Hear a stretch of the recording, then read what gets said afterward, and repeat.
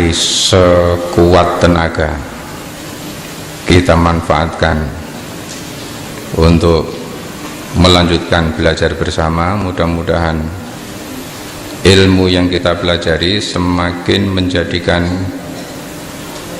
kita dekat dengan Allah, semakin menjadikan kita taat kepada Allah, semakin sadar bahwa semua yang diberikan oleh Allah ini tidak ada yang gratis. Kesempatan, waktu, umur, rezeki, sehat, semuanya adalah tsumma latus'alunna yauma idzin 'anin na'im. Semuanya nanti akan diminta pertanggungjawabannya. Bapak Ibu yang berbahagia, malam ini giliran kita belajar Riyadhus Shalihin, melanjutkan pertemuan yang lalu hadis tentang penilaian Allah terhadap perbuatan manusia.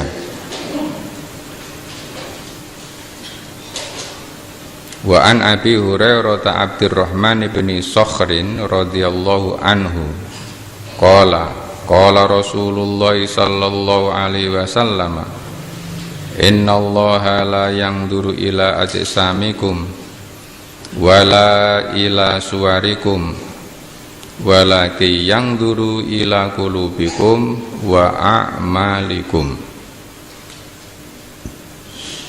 Rawahu Muslimun.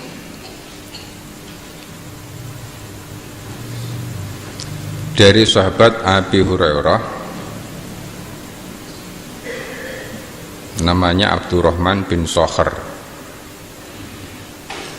semoga Allah meridhoinya, berkata, Rasulullah sallallahu alaihi wasallam bersabda, innallaha satemene Allah la yang duru ora mriksani ila marang ajsamikum marang jisim biologis, badan, awak,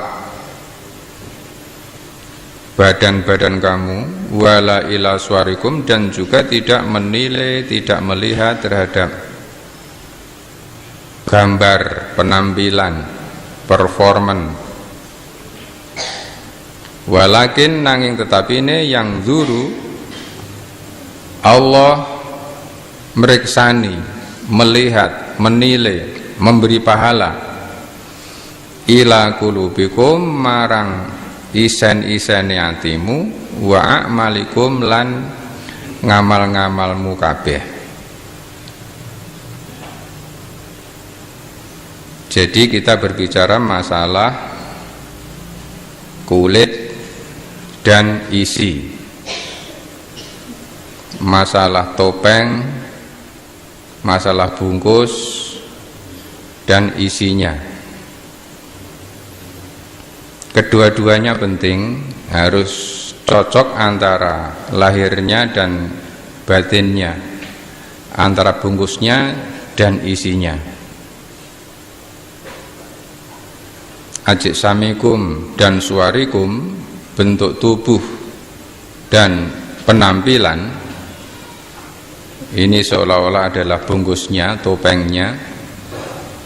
Sedangkan qulubikum adalah isinya. Isi saja tidak menjamin, karena isi itu tempatnya di dalam dan orang tidak tahu apa yang ada di dalam, apalagi di dalam hati. Tetapi orang bisa membaca isi hati seseorang.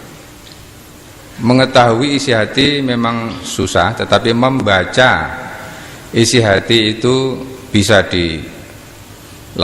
Bagaimana caranya? Yaitu dengan melihat pantulan, ekspresi dari isi hatinya itu. Isi hati yang memantul, yang memancar menjadi amal perbuatan. Kedua-duanya penting. Yang sering dibicarakan ketika isinya bagus tetapi tidak ada bungkusnya, maka kita akan ragu untuk menikmatinya. Jangan-jangan tadi karena tidak ada bungkusnya mungkin sudah dijamah oleh binatang, oleh tikus, oleh lalat dan sebagainya. Tetapi bungkus yang bagus kemudian isinya tidak baik, juga apa artinya? Barangkali kalau kita gambarkan seperti ini, topeng bagian kulit, ini bagian isi. Rumah yang indah itu hanya topeng lahiriah, hanya bungkus. Sedangkan isinya ketika keluarganya bahagia. Kalau rumahnya indah tetapi keluarganya tertekan, stres, apa artinya? Kalau nggak punya rumah misalnya bahagia,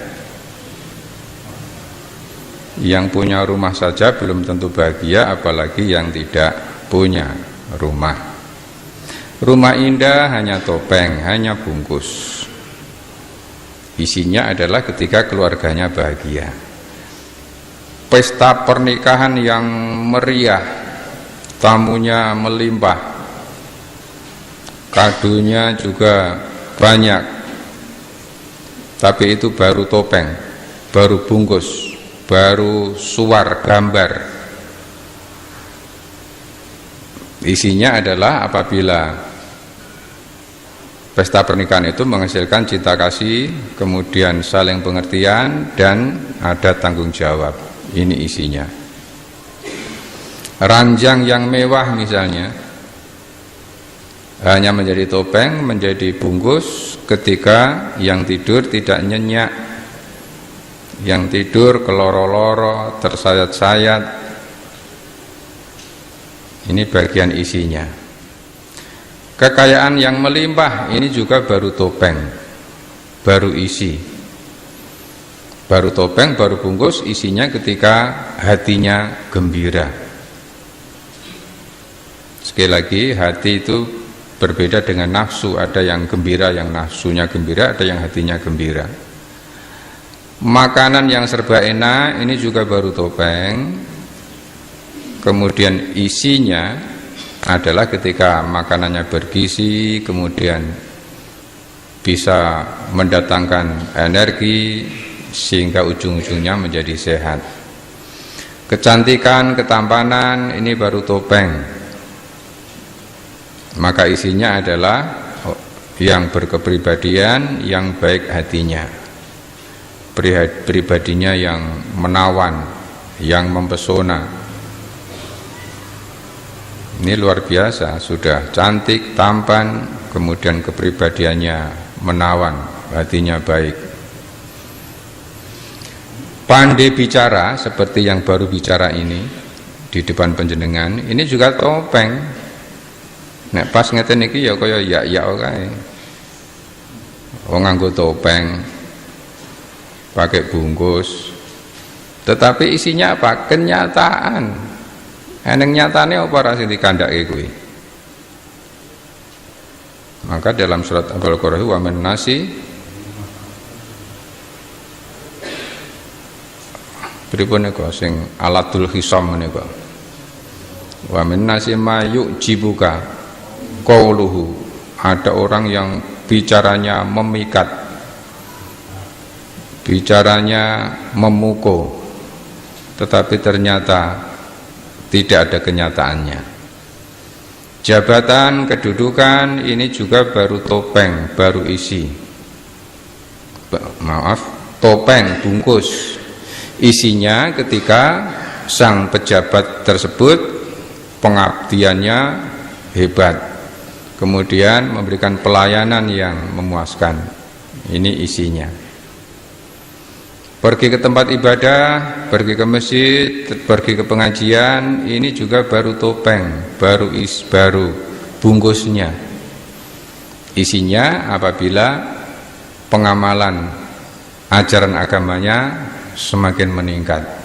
Ini baru sempurna, baru lengkap. Memiliki banyak buku boleh, tapi itu baru topeng, baru bungkus. Isinya apa? Yaitu ketika menguasai, memiliki pengetahuan yang luas, karisma, berwibawa. Ini juga baru bungkus, karismatik. Tetapi isinya adalah ketika mempunyai karakter, mempunyai akhlak yang baik. Mudah-mudahan kita tidak termasuk golongan orang-orang kebanyakan yang hanya membagus-bagus topeng, yang hanya setiap kesempatan sibuk memperindah topeng, memperindah bungkus, penampilan dia bagus-bagus, bicara pakai istilah bahasa asing bendora mudeng sing krungu, kemudian makannya serba enak, kekayaannya serba ben ketok melimpah. Mudah-mudahan kita tidak termasuk sebagian orang yang hanya sibuk untuk memperbaiki topeng, bungkus, tetapi tidak memperhatikan isinya. Hanya memperbagus ajsamikum, biologis yang tampak, waswarikum, dan penampilannya, tetapi hatinya tidak diabaikan. Dan mudah-mudahan kita tidak termasuk orang yang sibuk untuk membersihkan topeng. Pakaiannya serba bersih, tidak ada setitik noda pun, kendaraannya dilap bersih, rumahnya juga bersih, boleh dan harus. Tetapi kalau hanya sampai di situ, tidak berusaha untuk membersihkan hati, ini yang berbahaya. Bahkan yang lebih bahaya, memakai pakaian yang bersih, yang indah, memiliki rumah yang indah, memiliki kendaraan yang mewah, justru untuk mengotori hatinya sendiri. Ini yang sangat menggelikan dan sangat berbahaya. Rumah serba bersih, kendaraan serba bersih, pakaian serba bersih dan indah, tetapi justru digunakan untuk mengotori hatinya, yaitu dengan cara riya, dengan cara pamer, dengan topeng yang indah ini. Masya Allah. Oleh karena itu, utamakan isinya, ini diutamakan, tetapi bungkusnya juga harus dirawat. Karena wa amma bi nikmati rabbika fahadits. Ketika Allah memberikan nikmat kepada kita, Allah senang ketika nikmat itu kita tampilkan, kita tampakkan. Kalau memang punya baju yang bagus, yang layak, ya dipakai, tidak hanya disimpan, yang dipakai yang tidak bagus. Itu nanti bertentangan dengan wa amma bi nikmati rabbika fahadits.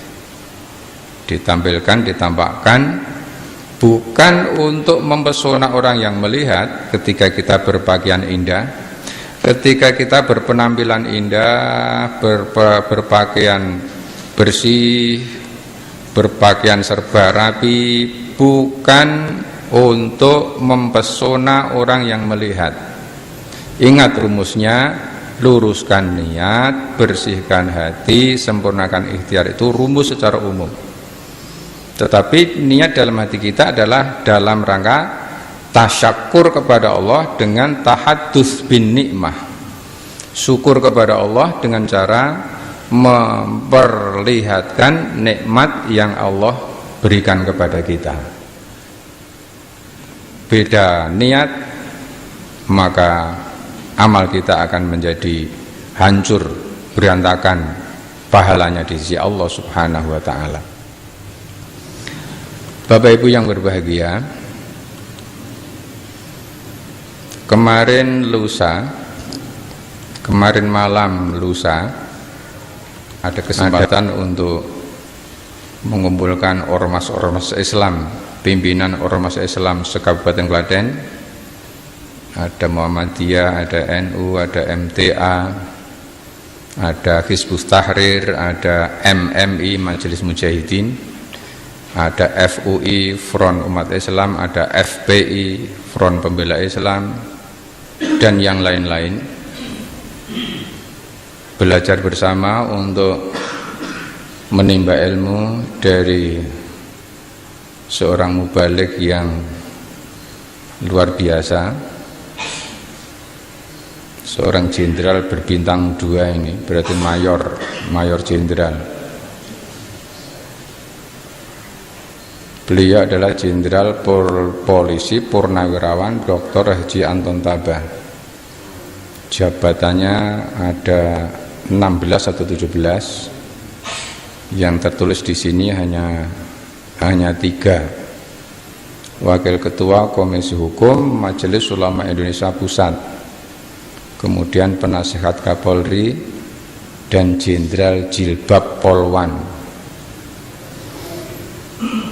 Beliau sudah 6 tahun memperjuangkan agar Polwan diizinkan berjilbab, Polwan yang muslim. Dan sekarang sudah tinggal kowatnya, wanita TNI ini yang masih dalam nego. Itu goro-goro pada 6 tahun yang lalu beliau diutus oleh Pak Presiden untuk tugas ke negeri Belanda. Setelah sampai di negeri Belanda, karena dia tamu negara, disambut dengan upacara negara, nganggo ngoten niku, keliling parade. Kemudian melihat polisi-polisi wanita di Belanda do nganggo jilbab. Sudah sekian tahun yang lalu, 6 tahun yang lalu.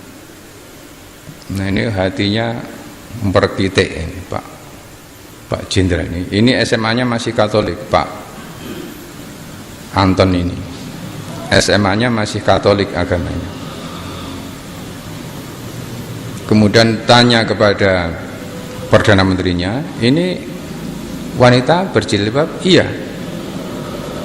diberi kesempatan untuk berjilbab.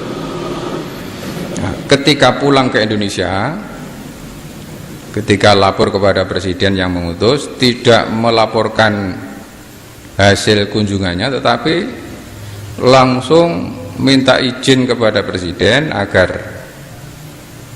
para angkatan ini, baik polisi maupun TNI, diizinkan untuk memakai jilbab.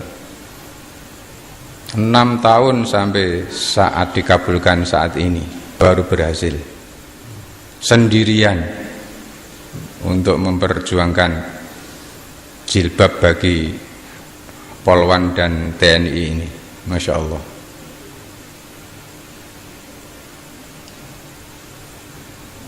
Ini beliau ketika jadi mubaligh, ini ketika jadi jenderal.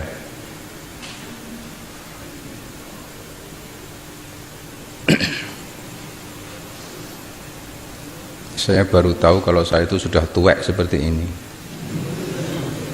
Rumang saku ki isih enum kae. Maka foto ternyata juga penting. Masya Allah. Ini para hadirinnya. Ini Pak Hartoyo, ini mertuanya Pak Imam Besar Majelis Istiqlal Jakarta, Pak Ali Mustafa Yaakob, Profesor Dr. Ali Mustafa Yaakob. Ini mertuanya, namanya Pak Yasin Habib. Ini Pak Suranto yang memiliki penerbit Sahabat itu. Ini yang memfasilitasi segala sesuatunya beliau,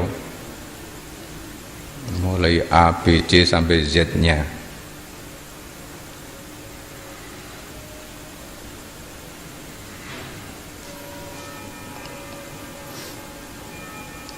Ini pengajian terbatas.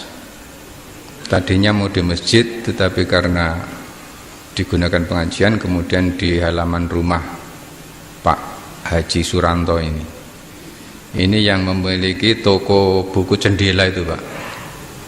Toko buku jendela yang di Jalan Pemuda itu. Kalau di sini kanan jalan.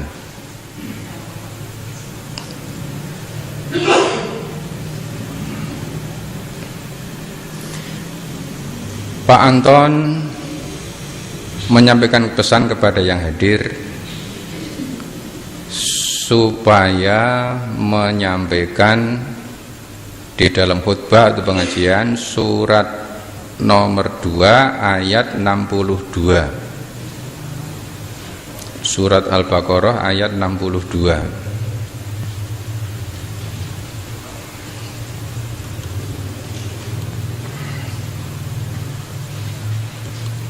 Innalladzina amanu walladzina hadu wan nasara was-sabiina man amana billahi wal yaumil akhir. Man amana billahi wal yaumil akhir wa amila sholihan falahum ajruhum inda rabbihim wala khaufun alaihim wala hum yahzanun.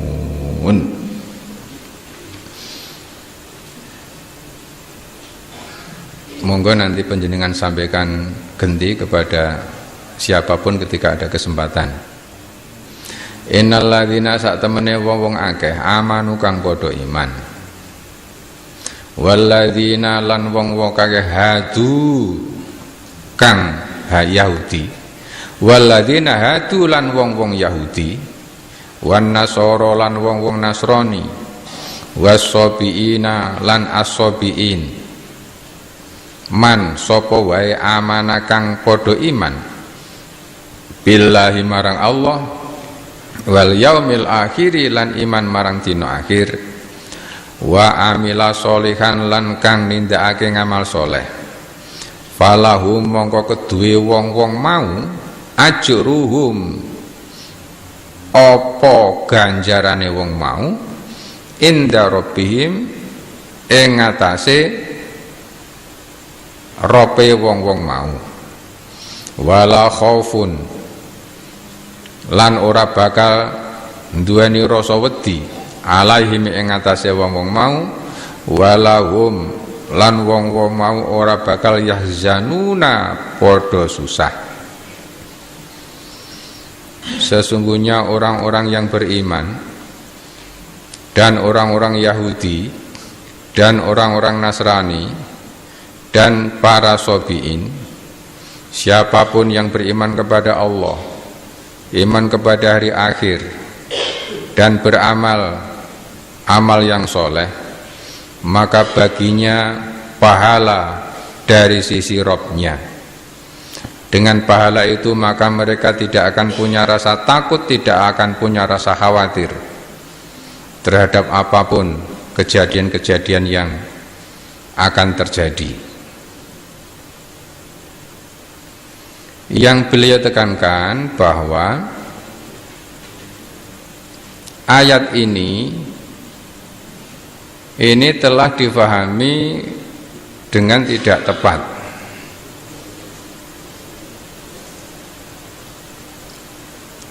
Orang beriman, orang Yahudi, orang Nasrani dan as-sabiin. As-sabiin itu julukan bagi anak-anaknya Nabi Yakub yang 12 yang kemudian nantinya atau sampai hari ini menjadi Bani Israel itu. Menjadi Bani Israel itu istilahnya as-sabiin. Ini telah dipahami secara sepihak dan ayat ini sangat familiar, sangat akrab, sangat laris dibaca oleh para pendeta, para pastor di gereja. Jadi mereka belajar bahasa Arab, belajar Al-Quran, kemudian ayat-ayat yang menurut mereka bisa dijadikan alat untuk meninggikan agamanya dan menyudutkan Islam, ini yang diangkat, yang diutarakan. Jadi jangan dikira mereka tidak tahu Quran, tidak tahu bahasa Arab. Tetapi di kalangan umat Islam sendiri ayat ini juga sering dipahami sepihak oleh para liberalis, para jil dan sebagainya. Menurut mereka bahwa wong mukmin, wong Yahudi, wong Nasrani lan Bani Israel kuwi kabeh sok ben mlebu swarga. Semuanya nanti masuk surga. Dengan kata lain, semua agama itu baik, semua agama betul, semua penganut agama nantinya masuk surga. Dasarnya apa Pak Pendeta? Lho iki lho sing kandha Quran. Surat Al-Baqarah ayat 62. Sehingga ketika kita sering mendengar kabeh agama ki apik ora nang agama sing merintahke jahat ki ra eneng. Asal usulnya dari sini. Padahal ayat ini setelah ditelusur dari beberapa tafsir oleh beliau, oleh Pak Anton Tabah, beliau kemana-mana bawa Quran kronong rumangsani le dadi wong Islam kuwi telat, maka mengejar agar tidak ketinggalan ilmu Islamnya. Ketika ada ayat langsung buka Bukhari, buka Muslim, buka hadis. Dia tidak mau menafsirkan Al-Quran kalau hanya dengan akal pikiran, langsung ditafsirkan dengan asbabun nuzul, dengan hadis, dengan pemahaman para salafus soleh itu. Setelah dilacak, ternyata bahwa orang Yahudi, orang Nasrani, orang Bani Israel itu apabila dia beriman kepada Allah dan beriman kepada hari akhir dan beramal soleh, maka dia nantinya akan masuk surga. Iman kepada Allah dan iman kepada hari akhir ini istilah Al-Quran dan istilah hadis untuk menunjukkan seluruh rukun iman dan rukun Islam, meskipun hanya disebutkan nomor 1 dan nomor terakhirnya saja. Artinya kalau orang itu amanah billahi wal yaumil akhir, ya iman kepada rukun iman, iman kepada Allah, iman kepada malaikat, iman kepada Al-Quran, iman kepada Rasul, iman kepada takdir, dan iman kepada hari akhir. Tetapi karena ini hanya disebut billahi wal yaumil akhir, seolah-olah ora perlu iman karo Kanjeng Nabi Muhammad, tidak perlu iman dengan Al-Quran. Pokoknya wong Yahudi, wong Nasrani, Bani Israel kan nggih iman karo Allah dengan Tuhan, diberdasarkan Tuhannya masing-masing, dan iman kepada hari kiamat dan beramal soleh. Mereka juga berbuat baik, beramal soleh, seperti yang kita tayangkan kemarin, gawe jembatan dengan teknologi tinggi itu kan amal soleh yang luar biasa. Itu semuanya nanti masuk surga. Padahal ternyata di dalam hadis-hadis yang sahih Rasulullah menyatakan, seandainya Isa masih hidup, seandainya Musa masih hidup, sampai saya diutus ini, pasti mereka semuanya adalah akan beriman kepadaku, iman kepada Rasul terakhir Muhammad sallallahu alaihi wasallam. Bapak Ibu yang berbahagia, paling tidak kita jangan sampai terkecoh ucapan-ucapan yang memang sengaja dilontarkan itu untuk sedikit demi sedikit mendangkalkan keyakinan kita, untuk mendangkalkan keyakinan kita, untuk menjauhkan akidah, menjauhkan kita dari ajaran agama kita sendiri.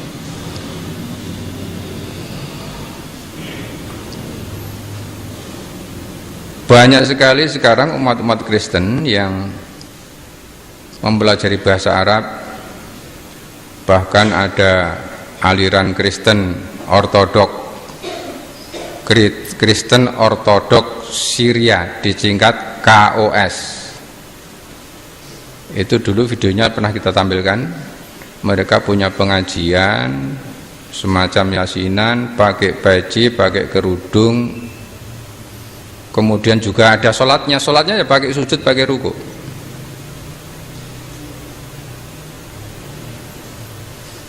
Kemudian bahasanya juga bahasa Arab, kitab yang dibacanya itu kitab suci. Oleh karena itu ketika anak-anak kita jauh dari masjid, jauh dari Al-Quran, sudah tidak kenal lagi huruf Al-Quran yang katanya itu Arab, kita punya cara sendiri, kata Islam Nusantara, enggak perlu ke Arab-Araban katanya. Ya sudah, nanti ketemu itu gathuk pisan. Sing siji nyerang kok kidul, sing siji nyerang kolor, udah gathuk nanti.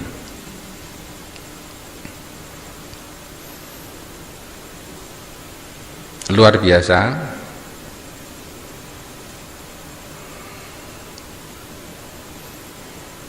Ini salah satu contoh yang sangat menusuk hati orang yang imannya masih murtad. 2 juta.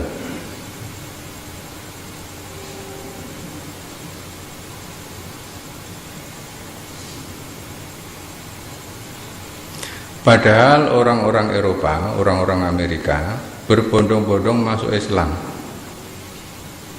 meninggalkan kitab sucinya, dan umat Islam Indonesia juga meninggalkan kitab sucinya. Ini para ilmuwan yang kepencut dengan Al-Quran. Profesor Robert Gulm, Yahudi pakar genetika, ini meneliti anaknya sendiri, gen anaknya diteliti, genetik gen itu hormon dalam tubuh yang menjadikan manusia nanti akan melahirkan manusia. Kalau kambing itu nanti kalau beranak juga keluar kambing, itu kata para ahli namanya gen katanya. Anaknya diteliti itu kok gennya kok tidak hanya 1, ada yang 2. Kemudian meneliti anak lain, gennya ada yang 2, ada yang 3. Setelah penasaran, meneliti anak-anak orang Islam. Setelah anak orang Islam ini diteliti, ternyata semua gennya hanya 1.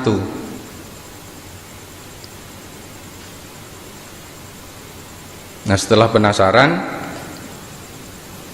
mereka kepingin mengetahui kitab suci orang Islam. Akhirnya ketemu surat Al-Baqarah ayat 228 ini. Si Yahudi ini jatuh cinta gandrung dengan Al-Quran ayat ini. Maka mau tidak mau, suka tidak suka, dia bersyahadat, meninggalkan kitab sucinya, menemukan kitab suci kita ini. Akhirnya berkesimpulan bahwa orang Islam, wanita Islam itu wanita yang paling suci di dunia. Ketika bayi itu gennya hanya 1, berarti yang membuahi ya hanya 1 orang. Tetapi kalau gennya lebih dari 1, lebih dari 1 orang sing setor niku, Masya Allah. Pakar sejarah ketemu dengan surat Ali Imran ayat ini, jatuh tersungkur, menjadi muslim. Sastrawan Profesor Horat ini juga heran luar biasa ketika mengetahui sastra Al-Quran, sastra yang indahnya luar biasa. Nah, awake dhewe rapati mudeng wong ketemu Quran yo nek salat tujuane salat. Kemudian Dr. Olivia ini yang dulu pernah kita ceritakan, dokter wanita, pakar kandungan Amerika, ketemu surat Al-Baqarah ayat 22 ini, 222 juga bersyahadat akhirnya. Ini ceritanya ketika ada seorang wanita muslimah mau bersalin, mau melahirkan di rumah sakit. Sampai di rumah sakit, di pintu masuk ketemu dokter Olivia ini mau pulang karena sip-sipnya sudah habis, gantian dengan dokter yang lain. Oleh wanita muslimah ini ditahan. Si dokter Olivia, ya ini kan saya harus pulang, ini saya sudah selesai. Enggak dokter, pokoknya Anda harus menunggu persalinan saya. Kenapa? Karena saya tidak boleh dilayani, dirawat oleh dokter yang berlainan jenis, oleh dokter laki-laki, harus sampeyan.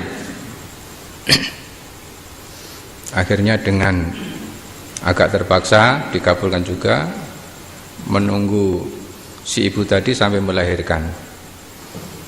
Setelah melahirkan dengan selamat, kemudian dinasihati panjang lebar oleh dokter Olivia tentang bagaimana cara merawat bayi, cara memberikan ASI, kemudian nanti ketika akan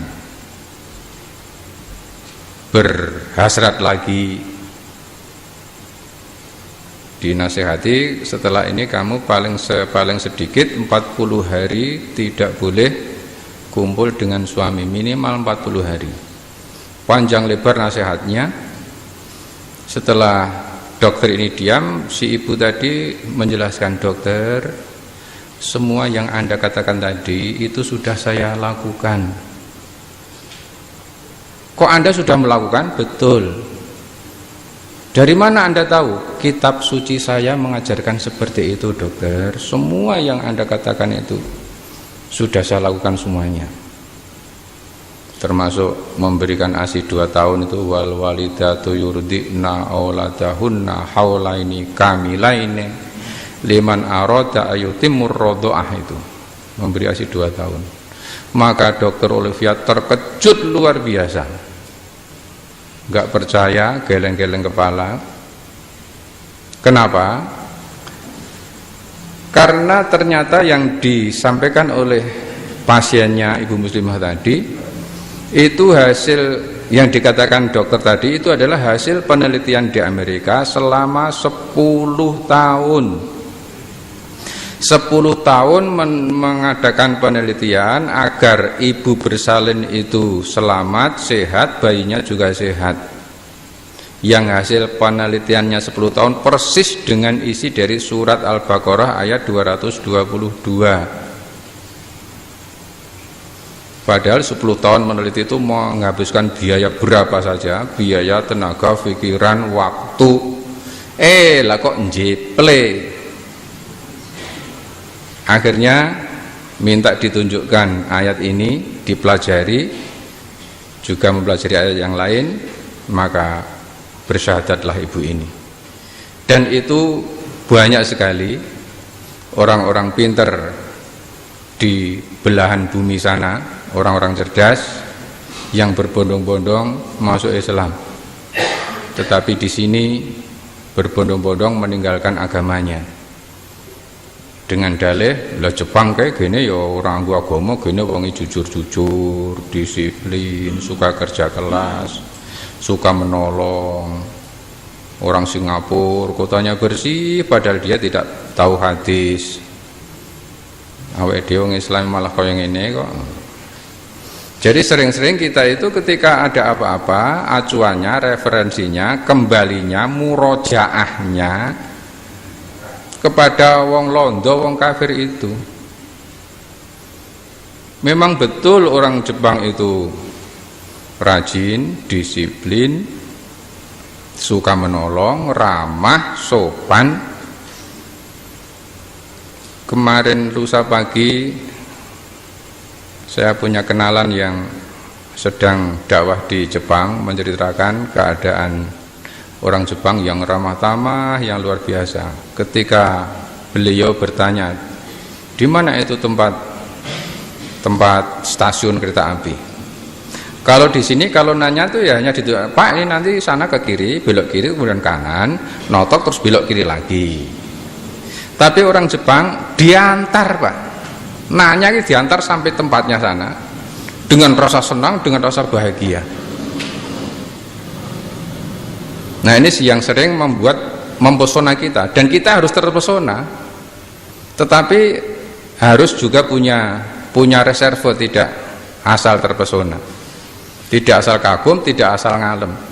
Singapura yang begitu dahsyat tertibnya misalnya, tetapi kita harus tahu semua yang dilakukan oleh orang-orang Londo ini hanyalah kamuflase, hanya pencitraan, tidak keluar dari hati yang dalam. Artinya tidak didasari dengan keyakinan, dengan keimanan. Titiannya apa?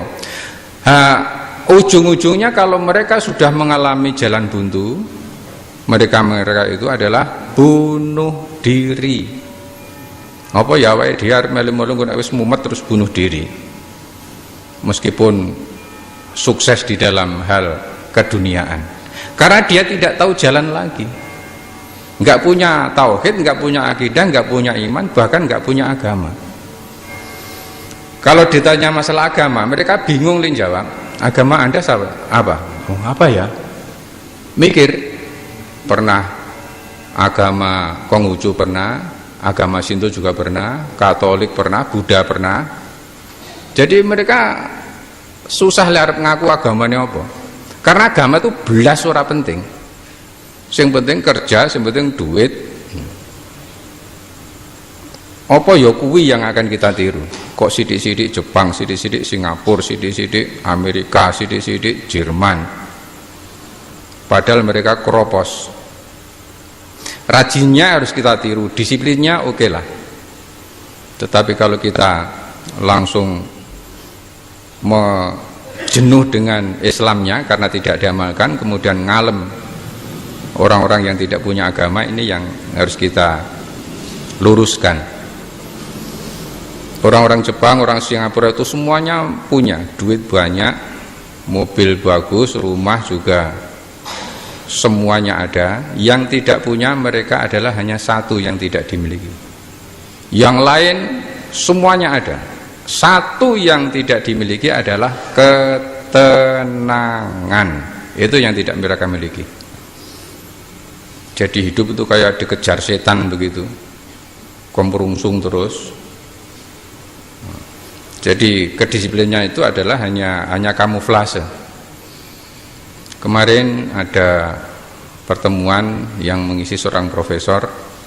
Beliau habis di Singapura 1 minggu, menceritakan Singapura yang begitu dahsyat ketertibannya, kebersihannya. Tetapi profesor ini kemudian bilang, aku pemokon kon mulang nang Singapura diblonjo sesasi 300 juta, enggak mau saya, katanya. Loh, kenapa Prof? Masa digaji 300 juta enggak mau? Enggak mau. Ning kono wong ki kaya mesin, kaya robot. Ora tahu leren. Mau jagongan karo bojone wis ora iso di sana itu. Penak nang Indonesia iso jagong ning Cakro. Iso ning ngehe. Di sana nggak bisa, hanya dikejar oleh kerja, duit. Akhirnya pusing, entah-entahane do bunuh diri, masya Allah.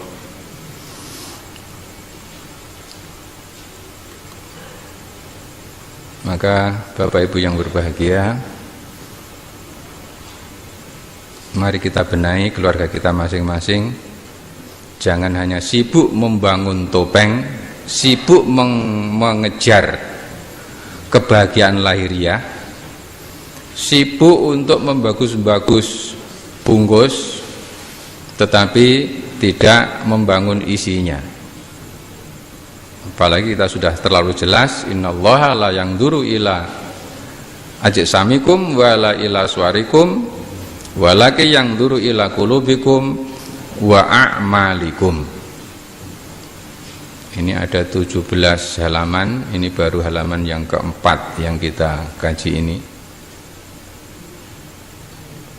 Tetapi intinya bahwa kita ini sedang diadu domba, sedang oyak-oyak sedang dicabik-cabik oleh musuh-musuh Islam. Musuh-musuhnya itu sudah disusupkan di dalam negeri ini, sehingga tadi sing ning kene maca Quran nganggo lagu Jawa ura-ura, sing kono maca Quran nganggo lagu seriosa. Dari berbagai macam penjuru kita dicegati terus.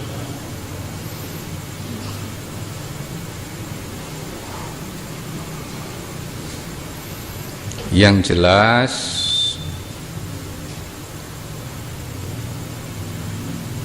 kemarin ketika ada tarling dari Muspika itu dan juga dari informasi yang lain, pelecehan seksual terhadap anak di bawah umur ini merajalela dan semakin meningkat.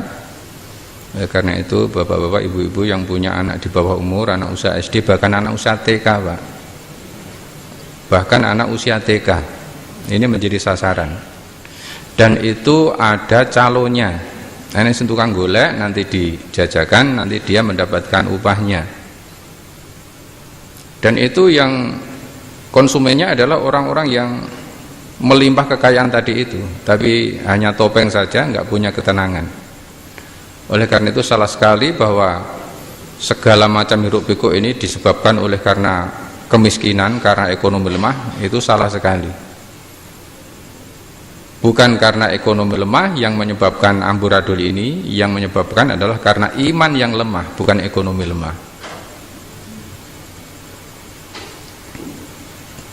Ini data-data yang luar biasa. Ada penelitian dari luar negeri terhadap umat Islam Indonesia, itu ya, umat Islam Indonesia itu yang sholatnya tertib 5 waktu itu hanya 5%, Pak. Hanya 5%. Kemudian yang sholat Jumat itu sekira 60-70% seminggu pisan. Sing sholat Id itu 97%. Itu umat Islam Indonesia. Jadi sholat 5 waktu itu, Masya Allah.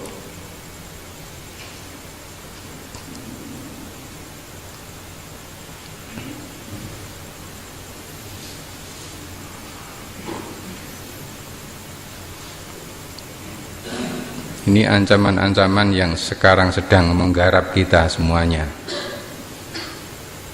sehingga toleransi diplesetkan. Toleransi itu dengan menjaga gereja, dengan mengawal parade salib, itu mengambil surat Al-Anbiya itu wa ma arsalnaka illa rahmatan lil alamin, itu bukan surat, bukan ayat toleransi, tapi wong ibadah di gereja dijogo, ketika masjid diobong malah sing disalahke sing wong Islam.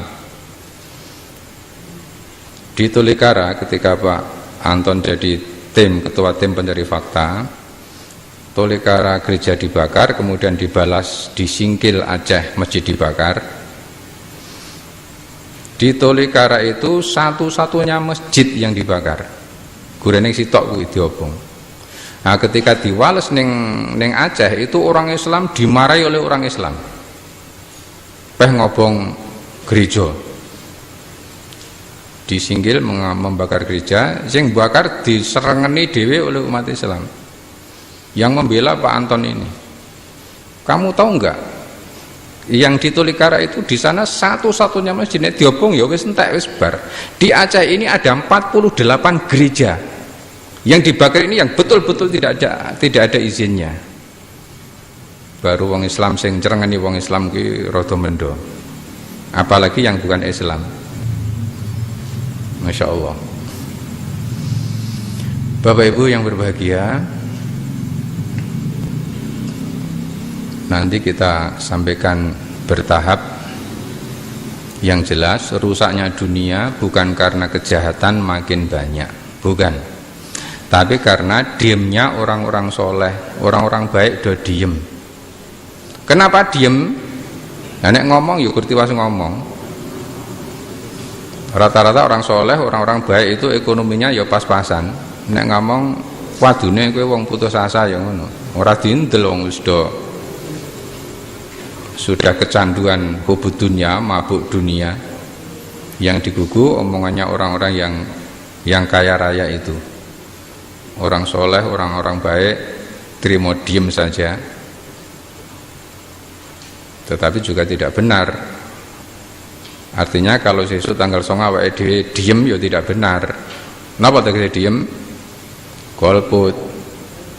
Nenek milih ya arep milih, sing endi ya bingung. Nah, ini memang PR luar biasa itu tanggal 9. Nah, arep milih ya milih sapa? Nenek orang milih kok ya nanti seperti ini. Ketika orang-orang soleh diem, kerusakan semakin merajalela. Tetapi kalau kita ikut milih nanti tidak bertanggung jawab, ya kita kok ya eman-eman nanti kita mendukung orang-orang yang tidak bertanggung jawab. Akan tetapi Imam Ibnu Taimiyah pernah mengatakan, setahun dipimpin oleh orang jahat, 5 tahun dipimpin oleh orang jahat lebih baik daripada sehari tidak ada pemimpin. Ini Imam Ibnu Taimiyah. Ya kula nggih saya bingung malah. Nek kula mun bingung jenengan ya iya. 5 tahun dipimpin oleh orang jahat, orang zalim, masih jauh lebih baik daripada sehari tidak ada pemimpin. Kosong. Kula mumet, kula bingung. Matur nuwun nyuwun ngapunten. Anggen kita sinau, mangke kita lajengaken setahap demi setahap. Laporan